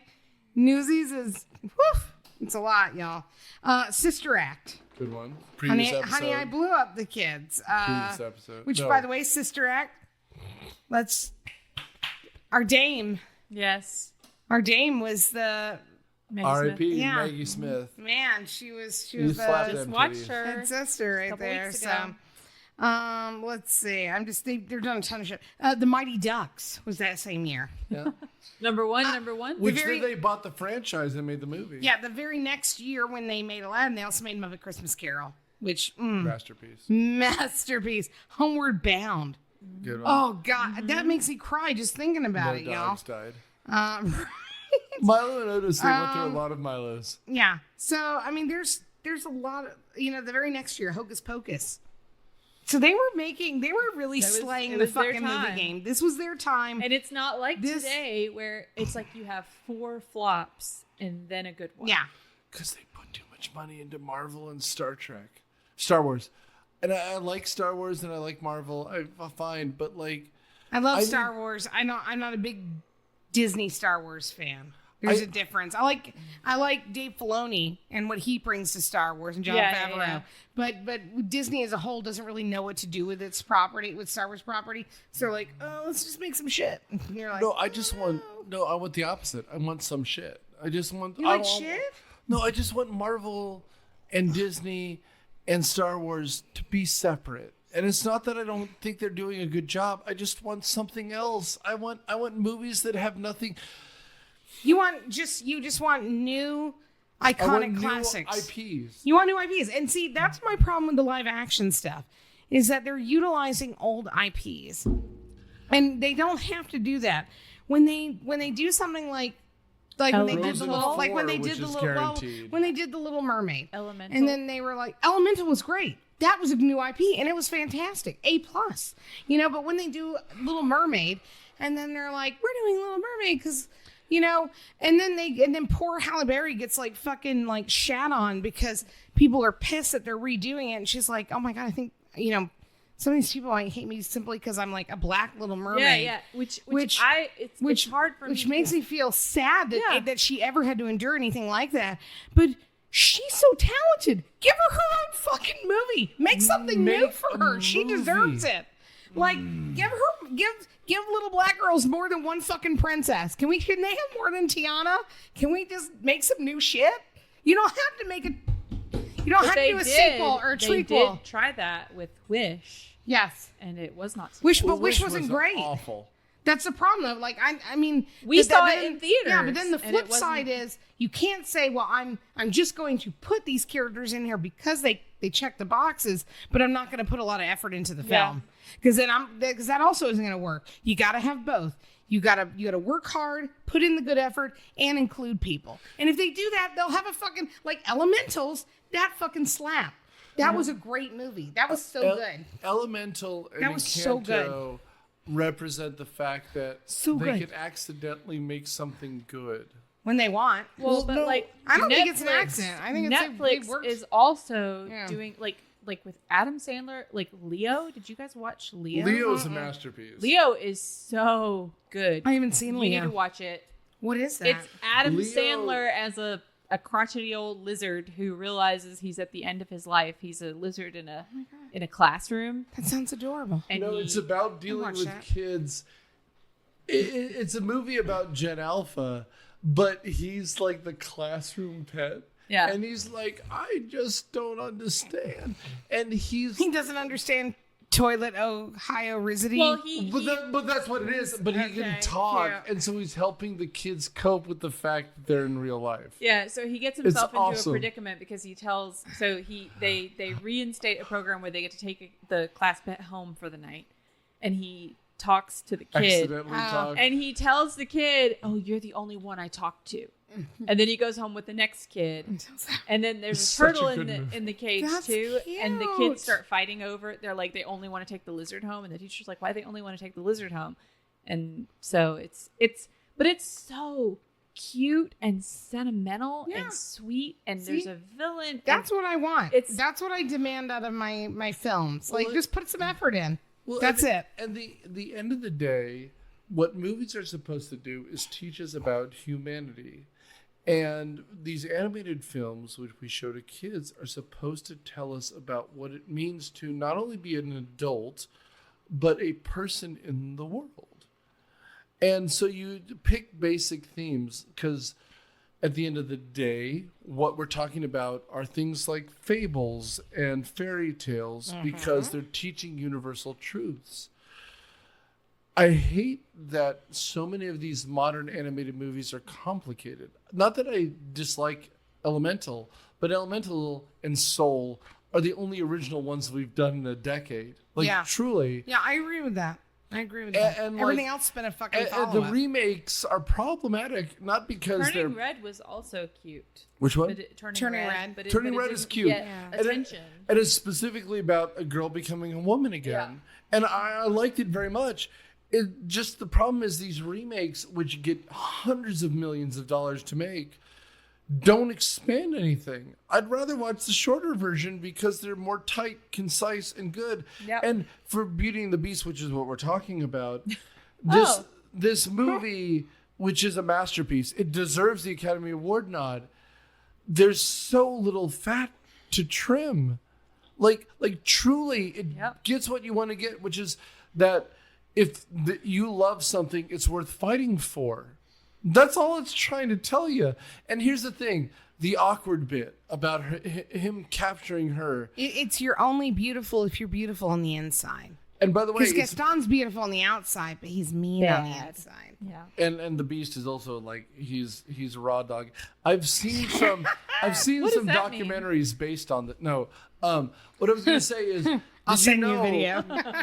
When this was written, it was based on a real thing, which is that at the time when this was written, the age of consent for marriage was like 15, and so it was trying to say like, look. You don't want some girl who doesn't know what's going on.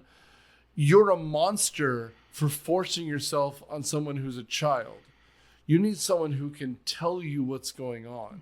Did you know that they originally wanted this to be the second film following Snow White? Yes, I've heard that. Yeah. He wanted this starting in like the 40s or something. Yeah, but it ended up being too complex, and they were like, we really can't pull this off. This yada is yada better yada. that it's now. Yeah, I'm so glad they waited because what a masterpiece. I mean, it's how many years later, and that bell dress is still the number one item picked by little girls at Bibbidi Bobbidi Boutique. Well, and like just looking at those early movies, like I think of those early movies, Dumbo or Pinocchio are the masterpieces. Yeah, I love Snow White, but like. When we get here, and we might as well cut to it because we've been talking for 7 hours. When they have their date night, it's the most incredible thing. Like truly, it's from when he goes, "You need a haircut." Like that scene where they have they're giving him a dog bath. They did cut out one song between that called "There Might Be Something There That Wasn't There Before." And they say it as a little kind of sing-songy, but they don't do the full song, which is really amazing. And they put it back. They put it back in. Yeah. I love that. Like either in like one of the sequels or when they redid one of the films. But I have like these. It tells you how old I am.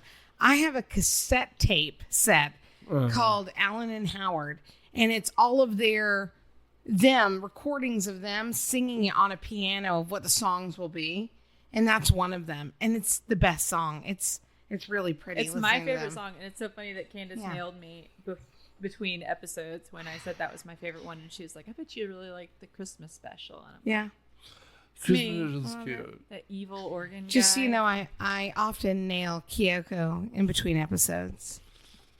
Briefly. About movies. Just briefly. I mean, to be fair, if you join the Patreon, I have a video. That's right. You don't know the content you're missing. Account. It's called Pirates. It's Pirates for Blacks 2005 release date. So we'll review Pirates for an episode. I want to watch it. I'm going to look it up I think now. I still have it. And in fact, I think I encountered it because I have all of my old movies in like binders. God, you got to be careful that the kids don't accidentally pull that out. They're like Pirates of the Caribbean. That was exactly my thought. Is I was like, oh, this looks fun. It's called Pirates, and it's got like people dressed up like pirates on the front. And I'm like, oh boy, should I get rid of this? Like, what do I do with it? I don't know. It definitely shouldn't be in a binder where the kids can get to it. So microwaves can erase discs quickly. I didn't know that. Have you not done them? Put a CD in the microwave? I've literally never put a CD in the microwave. Who would put a CD in the microwave? It's the coolest thing you've ever seen. I put food in the microwave. That's what goes in the microwave. Food. Popcorn. And CDs. What? Or chip bags. Chip bags they're second to CDs. They do little arcs and circles. And they look like spider webs. I have no idea what you're talking about. Absolutely I've never not. put a CD in a microwave. That sounds reckless. It sounds like How do you stuff. get rid of evidence?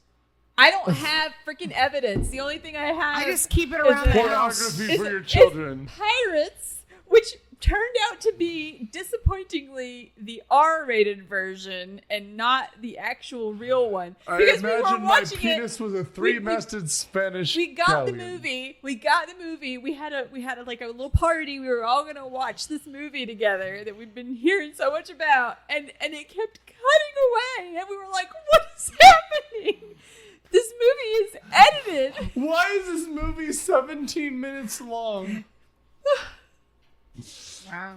It was very disappointing. That is disappointing. You know, you'd think a movie about pirates would have more semen in it. Scenes. Not semen. Scenes. But semen have to do with the sea. There may be pirates there that wasn't there before.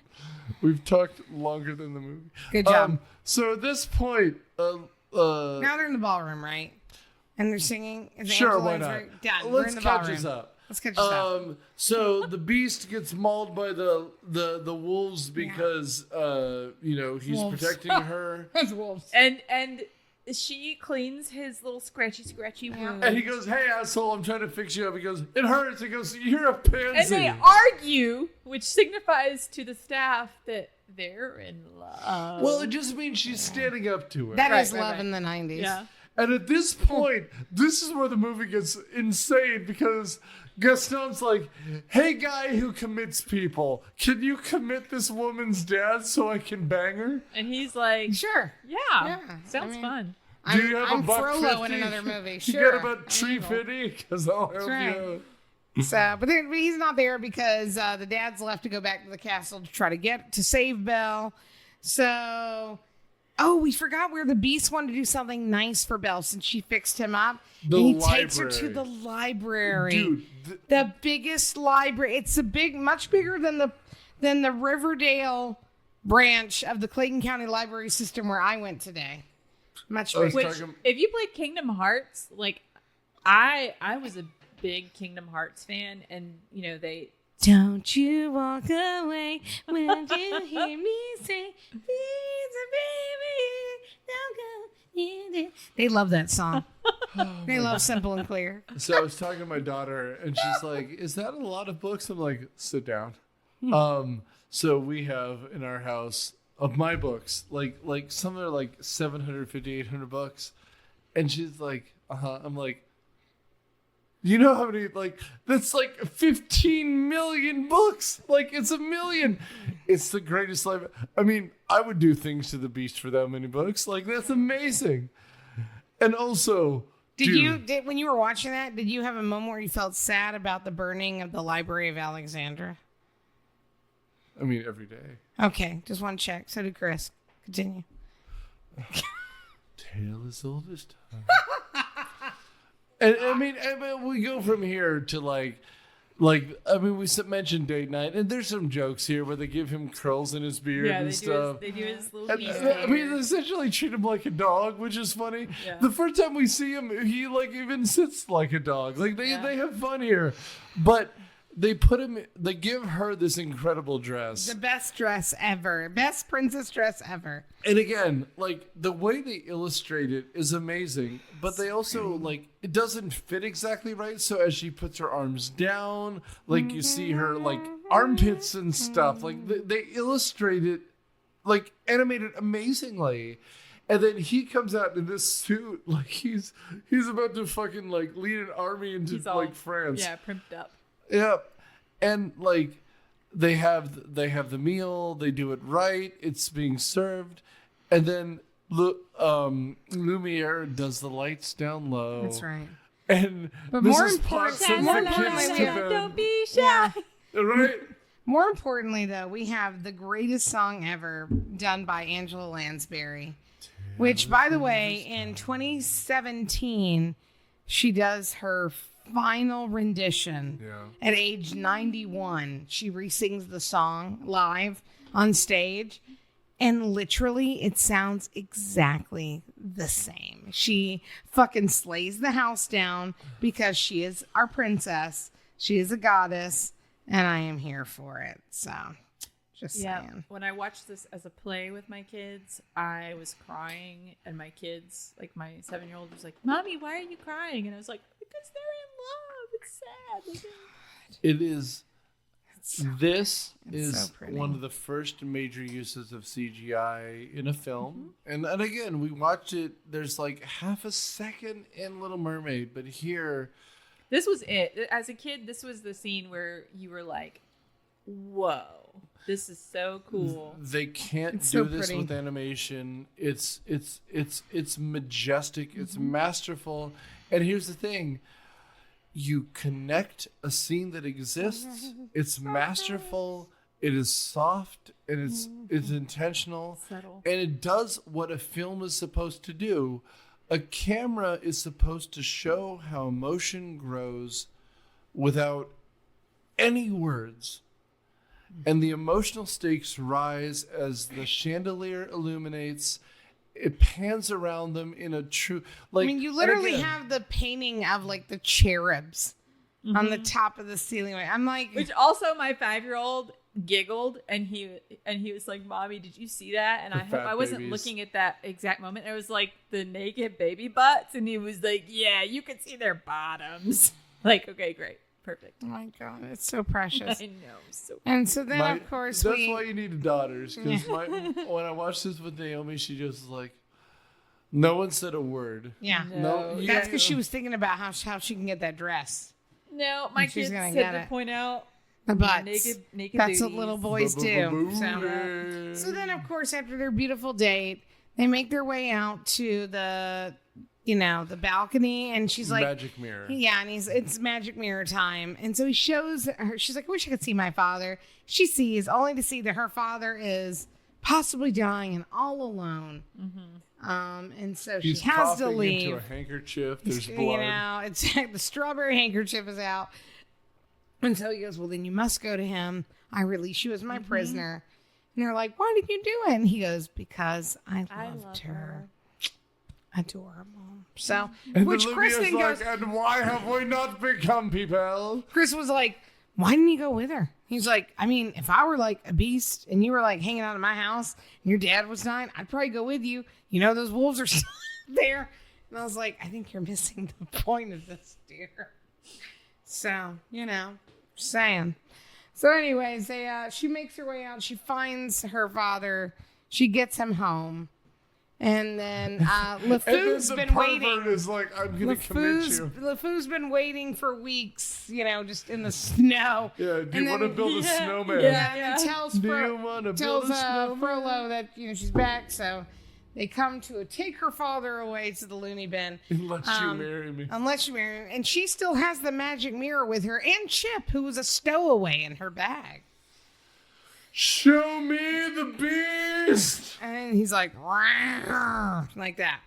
And of course, everyone's like, holy shit. And he's like, we got to change this plan up. Let's go fucking kill a beast.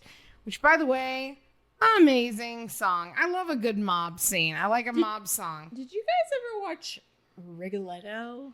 Yes. So I remember loving Yes. some version of Rigoletto as a kid, and I Yes. remember it being very reminiscent of this. It is very like where reminiscent the, of that. the Yes. townspeople get the pitchforks Yes, and they're it gonna is. go. But he just liked to hang out and play piano with kids. What's wrong with that, right? I mean, That's weird. I mean, when you say it like that, everything is, now I have questions. And so they're off to kill the beast, and they've locked him in the basement. Thank goodness Chip's there to turn on his weird fucking machine that he made at the beginning of the movie that can chop that fucking cellar door open. his steam-powered Jason Voorhees powers up. Fucking lazy ass wood chopping machine. So chop, they get out, and now they're right behind the mob that is heading to the castle. And the castle, they show up to like Be fight the beast. prepared. Exactly. And like everyone's like, hey, you should be worried, beast. The people are here. And he's like, let them come. I don't give a shit. Yeah, I don't and give a then fuck it's no like- more. He's just Dude, sad. he turns into like a just god. sad. Like, I am tired. He's like, fine. It's whatever. oddly funny though because the castle staff are putting up a really good fight in like a really silly way, so it's funny. It's very know, Home Alone. Yeah. Yeah, Yeah. no one mercy kills like Gaston. Yeah, it's very Home Alone. If you had to identify with one piece of furniture in the castle, But still, okay? Yeah, the dog. Yeah, me. I What had are the same you- thought your immediately. footstool? I'm dresser. I'm that giant armoire. I remember thinking as a kid that was me. Sorry, I have moms. Even though, like, as an adult, I'd like to be Mrs. Potts just because I love that character. But I'm like, what did my psyche as a child? I think Made me think that I'm the Armoire. That I liked- was like, was it because I was just naturally bigger than like my counterparts of other kids? Yeah. Or, like, was it 'cause she was like funny or sassy? I think don't it was know. the feather duster for me, like if I'm being honest. But I was the dog. The French maid outfit. Yeah, Nice. yeah, that's the one that I was like I wanted to be, but I Yeah. was really the dog. See, the problem is, you know me both, so it's the stove, right? The fire, like, I will destroy him! Like the AC and the brave little toaster that just freaks out and then just dies, like from anger. Kind of, right? I'm the guy with the chef's hat who's just like the forced stove, like, Yeah. where is the food? Like, he's just furious all the time. That's how I feel a lot And then he too. clubs the guy. Like, because at the end here, like you said, it was a comedy scene, which it is, but it's also like horrifying. Yeah. It's like a weird mix of. It's a weird Because, mix. like, So then the townspeople run away. Well, But Gaston still makes his way up to the top. Stop! I know you're moving ahead. He but wants I to was talk more watching about this. stuff. I was no. Tell me more about but your past stove. that, like I was watching this with my wife and daughter, and at one point, isn't there a chest that eats a person and then belches? It is. It's like a mimic. It's It's like, a wait. mimic. It's Whoa. supposed to be a mimic. That person is erased from existence because remember, these are people turned into objects. person So a person eats a person and then belches. And then like so much of this is like the lady wardrobe with the dresses and the moths crushes a man. Yeah, to you're death. trying to sort out like, okay, was that like cartoon pancake squishing or Definitely. like, It's a good thing she fucking hooks up with the beast at the end because otherwise the next day the song is, and there's the baker and I killed her brother. like I ate him and then I had a burp. That's right. It's just like so many people in the town died because Belle decided to And hook it's up also with a beast. It's quite short. This part of it's fine. very fast. It's funny. It's enough to add levity to the fact that Yeah. Gaston, the hero of the movie to this point, because until we see the mirror, he's like, oh, everyone, I'm just going to force this woman to marry me, which is crazy enough for a sitcom. But at the end, he's like, you know what? There are not enough people dead, I guess. I'm going to kill the beast. It's a lot. Yeah. It is. So he goes up there and he's ready to fight. And then, of course, he's fighting. The beast really isn't fighting him back, which makes him very mad. He's like, you know, what were you in love with her, beast? Did you honestly think she would love someone like you and she has someone like me? And, of course, that's fantastic. And then the beast could give two shits until he sees Belle and her father roll up on Philippe. And he's like, oh, shit, she's back. I got to fight Gaston now. So he does. And then of course, Belle makes her way up to the top of the castle and Gaston stabs him. And Right in then the he kidney, he falls. Because that's the way you died in Disney movies back then, was just falling to from your great death. heights. Falling from great heights is the way you got everybody. And Belle uses her superhuman strength that she's grab already his- used previously to put him on the horse. to She grab his grabs little his- cloak. Yeah, by the Pulls by him the back in. tail of his coattails, and he's hanging, and she Pulls him back pulls in. him That's back right. onto, but Onto the thing. Dude, And then, of It's too course, late. she... Gaston, though, super dies. yeah, he dies. super He dies. dies. Super You know who he dies like? Scar. Yeah. He does. He falls dying. forever. Yep. And Yeah. which is funny because Cassie and Andor. It's you've just wonderful. been to Disney. I have. But I love how Gaston and the Beast are still in like before this happened phase. Yeah. Because again, They're buddies. They're not, and we love Gaston. You do love Gas. And Beast. He's run not a away. dick till the very end, and then you're like, oh, God, you're so gotta you just- die. And I will you're say this. intolerable. I would just give a doff to my cap to the animation here because as he gets wet, because it looks remarkable. Yeah, like it looks it really amazing. does. And this whole scene, future episodes, future movies on Hunchback of Notre Dame, like just being up in the scaffolding and seeing, because at one point Gaston literally breaks off part of a drain pipe. Like it just reminds me of Hunchback, where you're on top of Notre Dame and you have you have parts of the cathedral being the plot. That's what it feels like, the gargoyles and everything. But when Gaston falls to like eternity, once again Belle is the hero, right? Like it's so often, this is the inverse here, because so often it's the man trying to wake her up. This is her embracing the dead guy. And she says, I love you. And then this was funny too, because I was like pestering my kids when we were watching this. And she would. I was like, so do we think she saved him, or do you think she was too late? And Julian, my 7-year-old, who's super logical, he's like, well, movies usually have happy endings, so I think she did it in time. And my 5-year-old, who is like pretty hardcore, he was like, she was too late. Whoa. Damn, kid. I told my daughter, I'm like, well, here's the thing. He's going to turn into a human, but he's still going to be dead. Like, oh my God. Because he rises up. He does rise up. So speaking of rising up, sparkles. I don't know if anyone here has ever been to Disney Tokyo Sea. No. It's the greatest park that has ever existed. I haven't been there yet, but I know everything about this park, and I can't wait to go.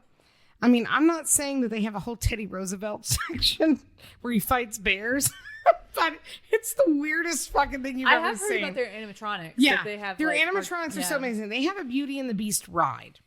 Their Beauty and the Beast ride is so fantastic that you are watching the transformation of the Beast being dead, rising into the air, and becoming it. I don't know how they fucking do it. I've watched 100 videos on it. It's the most amazing animatronic I've ever seen in my life. It's beautiful. It's beautiful in every way. And so I can't wait to go there. And that's why it makes the movie 10 times better. Thank you for sharing. You're welcome. Gaston Hashtag dies. Tokyo. He's super dead. He's very dead. He's very dead. So anyways, he lives and he turns into a dude and he's like, Belle, it's me. It's me. And It's she me, Mario. looks at him. Like, who? She's like, I'm not sure. She's like, Which, by the way, we've always known him as the Beast. Technically, he does have a name. It's Prince Adam. Lame. Fucking dumb. And so then she's like looking at him, and then she sees his eyes. And she's like, oh, yeah, there's the same one from the fucking picture I saw. I wish you still had the horse cock. And so then he's like, yeah, and they're in love, and they hug and kiss. And then the Greek choir kicks back in and goes, Tales out of sight. It's true. And then suddenly you see a firework, and it rains down, and it turns the castle beautiful again, and all the people all the furniture turn into people. And then they do a beautiful dance scene at the end, which is the exact cell of Sleeping Beauty. Sleeping Beauty. Yeah. And then the dad's like, hey, Mrs. Potts. Right? Girl, why Also, why why fucking does all she of have them? a 2-year-old when she's like in her 70s? Listen. Someone else had to not be I the didn't really Beast. get that. Well, because the Beast had another girl before, and she just He was only 11. He was 11, Nicholas. Yeah, No. No. Little Red Riding Hood showed up 2 weeks before, and that's where Chip came from. She dropped it off. She was like, I can't fucking care for this kid no more. Yeah. Tails on. Well, that's what explains the wolves later on. Right. Little Red Riding Hood. They're really hungry and mad in this movie. So then and then they kiss, and that is the end of Beauty and the Beast. And they resolve it in a third, from a minor into a third, and it's amazing. And I will just add here before I cut to Candace final thoughts, but this is the first time we ended a Disney movie with the pop version of a song over the credits. Wow. And I will just say, as someone who went to Disney a lot when I was younger, because my brother... Okay. Yeah, I guess that is true, probably. No, it is. Yeah, that is. I didn't really thought about that. And so my brother John had talent, which I don't have, but he had travel baseball, and they did a tournament every year at the World of Sports, which is where the Braves used to do spring training. ESPN World Sports, yes. Yep. Mm-hmm. Okay, so every year we would go down to Disney and do a Disney parks, and then he would play a tournament. Fine. Right. So back in the day at Hollywood Studios, which used to be called MGM Studios, they had the Disney Studio Tour, and they used to have things that were filmed there. And so you could see sets where they filmed movies, and sometimes they were filming things while you were there. But they also used to have, at the end of it, was the Disney animation part. This movie, if you watch the credits, say the Florida animation supervisor, because they animated this movie partially in Florida at MGM Studios. And so I watched that. You could show the credits. Cool. And I watched them film part of this there when I was a kid. Wow. Yeah. I love that. And so that's the only story I have associated with it. Nice. I also have, of course, the Academy Award because I punched Alan Menken. And I took it. Don't do that. And so at the end of this film, of course, like you said, you have Celine Dion and P.O. Bryson, I think is the guy who sings it. And it's just an amazing cover of this song. And then the very end of the film, it is a dedication to Howard. Who died 8 months before its release. And so he never got to see it released. And then it said, Thanos will return. No, it did not. You shut your fucking mouth. So, Candace, tell us your final thoughts. I swear, amazing. It was even better than I remembered it. I love the stage show. I've seen the Disney stage show at MGM Studios a million times. I've seen it live on Broadway and at the Fox like 6 times. And of course, I've seen the movie lots of times. When I just got back from Disney, every little girl still wants to be Belle. And so that tells you the staying power of this film. The animation it holds up so good. It looks so good. And the CGI is just enough where it's not. So like in Aladdin, which is a year later, it's very apparent in the Cave of Wonders. It's very video game-esque. It's like they were right on the cusp of like making kind of the next big leap, but they hadn't quite figured it out. I have a hard time, unless I'm really looking for it, finding the CGI in Beauty and the Beast. It just flows so nicely that I just don't really pay attention to it. And that's really what it should be about. So I'm going to give this a 10 out of 10. I agree. I agree with all that. This movie is so awesome. The story is so awesome. And this version, this telling, the Disney telling of the story is just perfect. Like when we watched the play recently with my kids, like the Disney version, the Disney songs, it's magical. Lumiere and Cogsworth. It's so cool. My kids loved this movie. They were enthralled, and a lot of 2D animation is boring to them because they're CGI babies. But it just shows that these movies have that staying power. So good. What you said about the CGI, I agree with. I get the impression that this was them like putting their feelers out with the CGI. Like, what can we do? And then in future movies, they're trying to prove what they can do. And you can get a sense for the difference in that, where they're like, use a little bit of it here.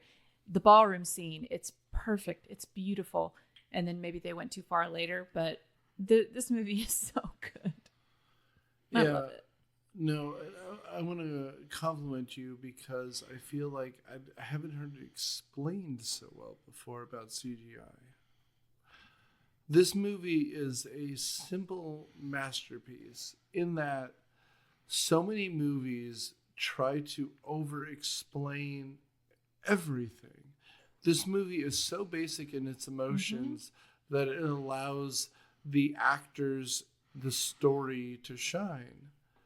I don't know, like, it's why people like Shakespeare in my head, in that basic human truths don't change. And regardless this girl, of the setting. Yeah. And like, unlike, say, Little Mermaid, she's not supposed to be a girl. I mean, I think canonically she's 17, but she's an adult. Like, she acts like an adult. She's her own person. And the Beast is also his own person. and they're trying to find a middle ground where they can get into a relationship. That's what a relationship is. And in between, the songs are well written.